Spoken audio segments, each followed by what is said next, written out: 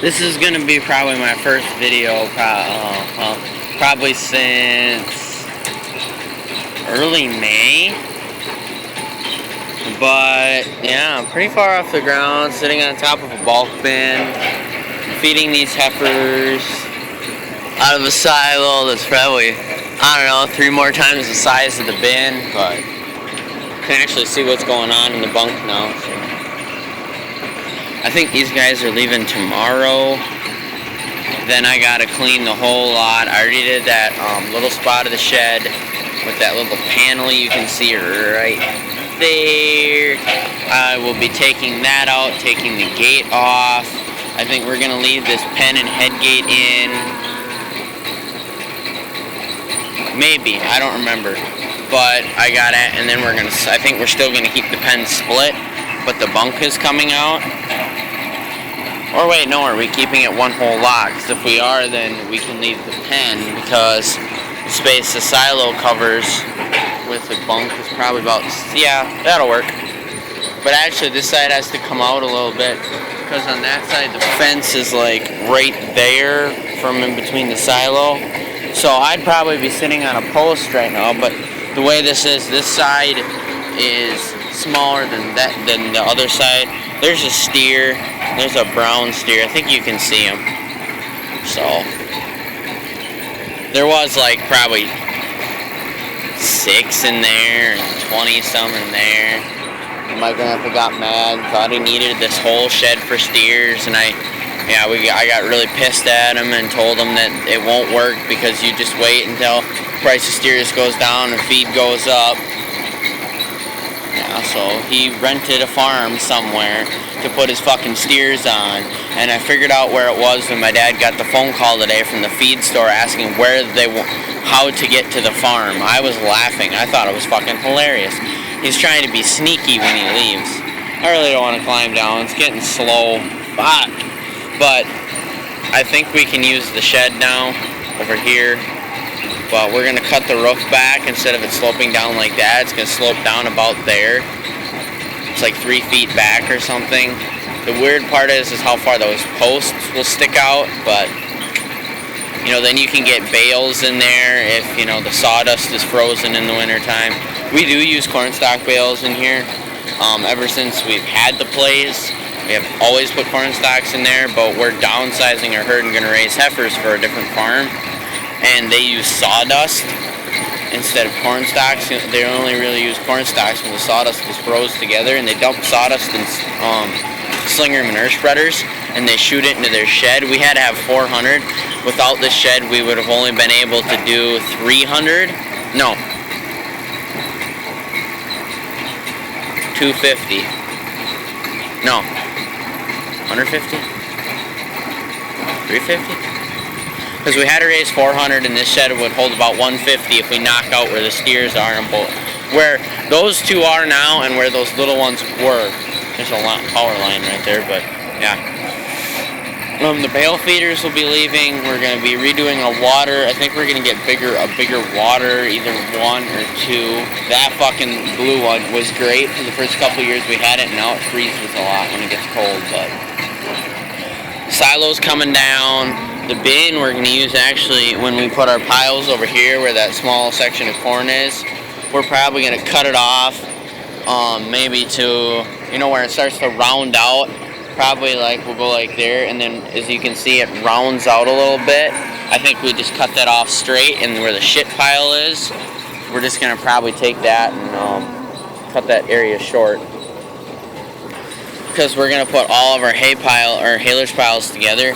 So let's say you start by the road, you got first crop closest to us, second crop, half of it, a quarter of it is built on top of part of first crop, and you kind of make your pile longer, and it really saves space. But as you use the pile, really you're kind of keeping it in the same almost compacted area. But corn silage will go there, and any other kind of piles we need. But we're going to use this bin and another tall bin over there that we have probably for a heifer mix. And our little blue and white bin is going to stay for calf starter.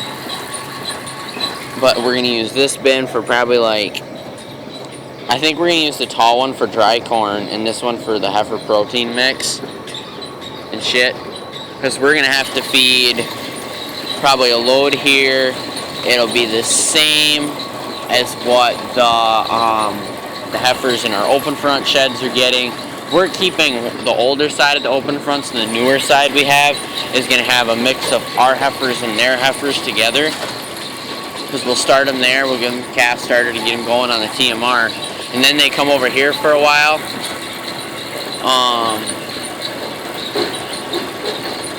And I think we'll have pregnant ones in our dirt lot, which is like a huge like mound. It's dirt, but our cows are on it right now. So we have old cows and we're trying to keep them comfortable, but they'll be out there along with our bigger freestall barn. It's like 97 freestalls for those pregnant ones as well, because they'll go down back to their farm. I don't think you can see it, but if you look, I'm looking over the horizon here. I'm trying to see if I can see the grain system in town. But there's a town over, where's the water tower? If you can see way over in that clump of trees, there's a little splotch of yellow. That's a brown Swiss farm. Go over to another clump of trees. If you see a spot of tan, yeah, that spot of tan way up on the horizon. I don't think I can zoom in on here. Oh yeah, I can, nice. But I'll see if I can see it. So we gotta find the brown Swiss farm. Right there. My neighbor's house. Yep. The people I really don't know's house. That big old huge pile. Over there, you might be able to see some tan. That's Yoda, Minnesota.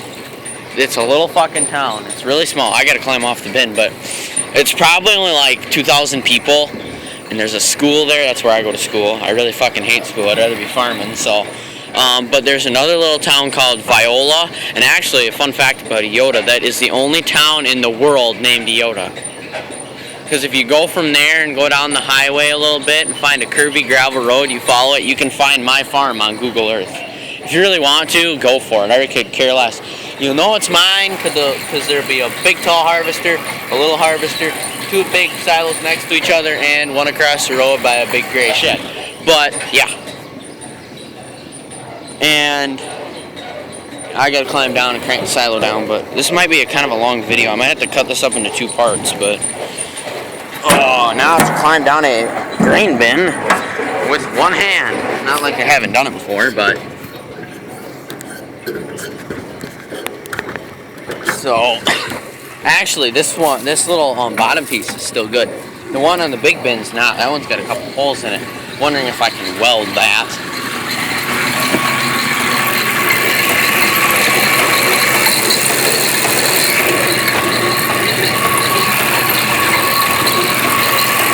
If you give it enough cranks hard and fast, it really goes down.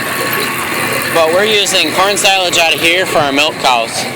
But it's one of those, I don't even know how you say that. It's a pretty old bin. That heifer has got all kinds of warts on her, and I'm not sure why.